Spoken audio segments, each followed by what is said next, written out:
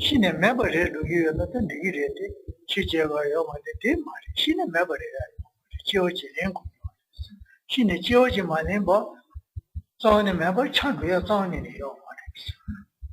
Toutes ces considérations n'auraient pas beaucoup d'importance si après la mort il n'y avait plus rien, mais puisque nous considérons que après la mort nous devons reprendre une autre existence et que les conditions de cette existence sont déterminées par cette existence présente, alors ces considérations ont une certaine importance.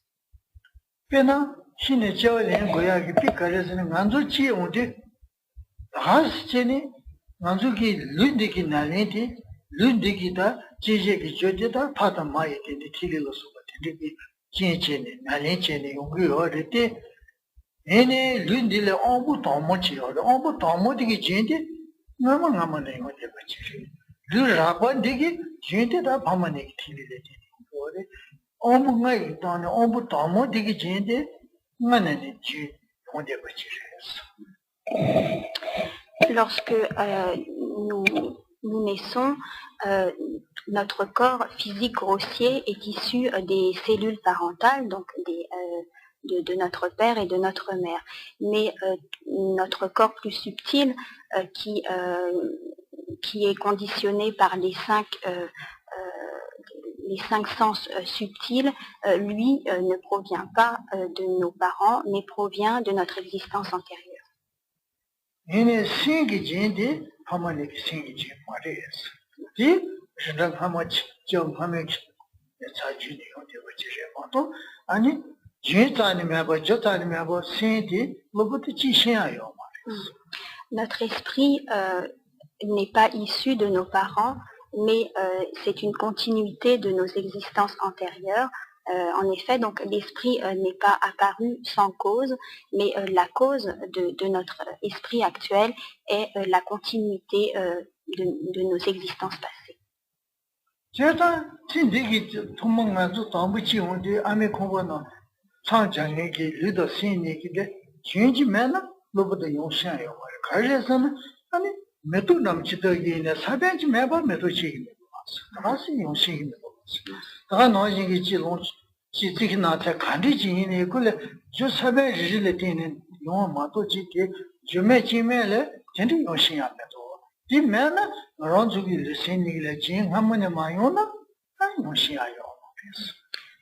Tous les phénomènes ont une cause.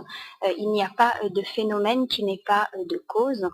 Et donc, de même que notre corps a une cause, notre corps physique a une cause physique qui est les cellules parentales, de même notre esprit a une cause immatérielle qui est l'esprit que nous avions entre guillemets dans nos existences passées.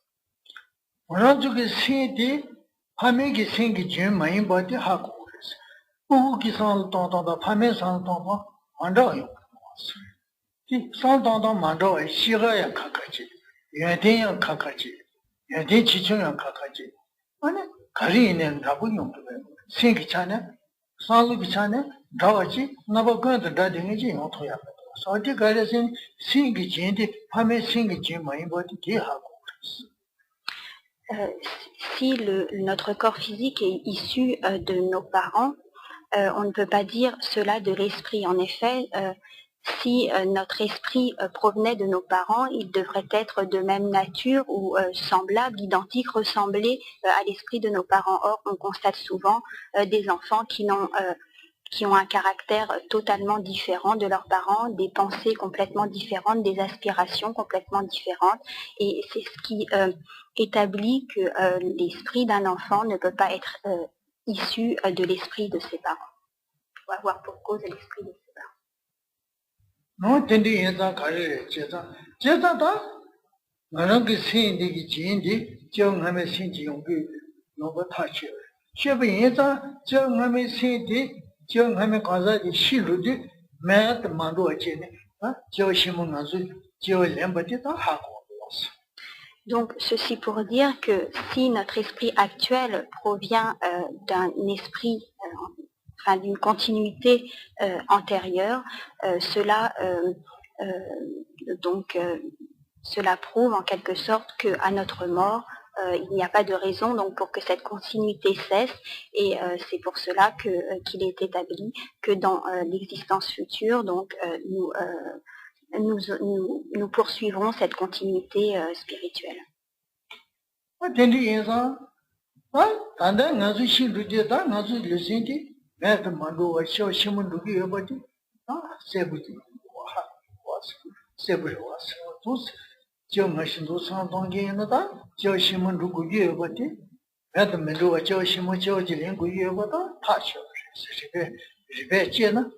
Et si on réfléchit, si on analyse de cette manière, on établira donc que puisque notre esprit provient d'une continuité antérieure, il n'y a pas de raison pour que cette continuité cesse avec la mort.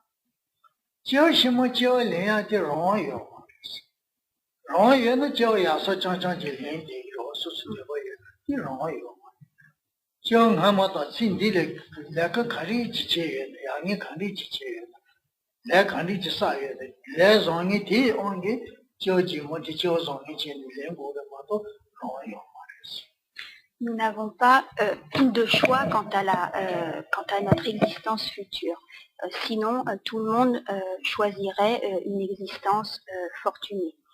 Donc, nous n'avons pas le choix. En fait, la qualité de notre existence future dépend essentiellement des actes, bons ou mauvais, que nous avons accomplis dans cette vie et dans les existences passées.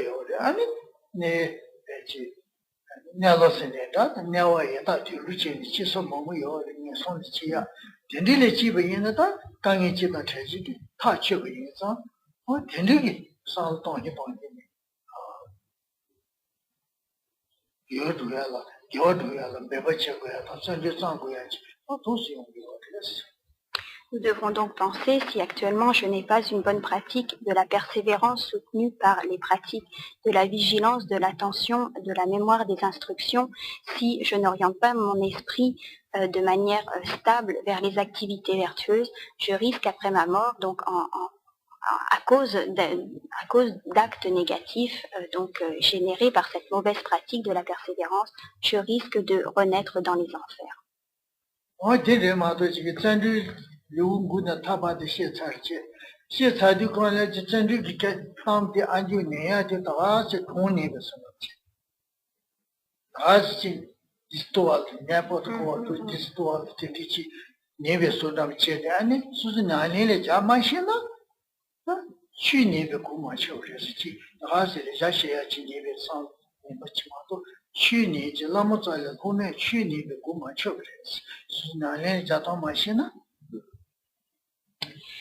Si on se contente d'écouter un enseignement sur la persévérance comme on écouterait n'importe quel sujet de conversation ou n'importe quelle histoire, cela ne convient pas, et cela ne convient pas dans le cadre d'une écoute d'enseignement dispensée par un lama à ses disciples.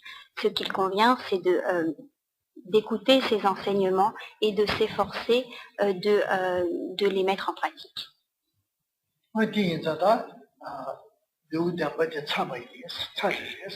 Donc nous avons terminé l'explication du 7e chapitre.